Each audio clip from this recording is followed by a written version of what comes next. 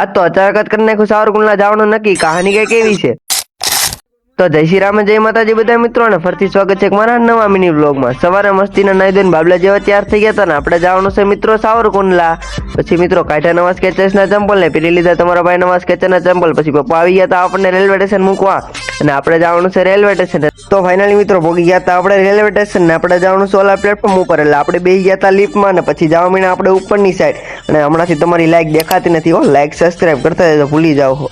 પછી મિત્રો આવી ગઈ હતી આપણી ટ્રેન ને બેસી ગયા હતા આપણે ટ્રેનમાં. પછી ભાવનગરની ટાટા કરી નીકળી ગયા આપણે સાવરકુંડલા સાઈડ. પછી ફાઇનલી ભોગી ગયા હતા આપણે ધોળાના. અહીંયા પડી ગયો તો અડધી કલાકનો બ્રેક અને આપણે કરી નાખવાનો છે હવે આપણે અહીંયા નાસ્તો. પછી નાસ્તો કરીને ભૂલી જવાનું છે પાછું સાવરકુંડલા સાઈડ.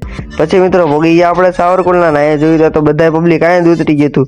મને એવું લાગે આખી ટ્રેન અહીંયા ઉતરી ગઈ એવું લાગતું હતું મને મિત્રો.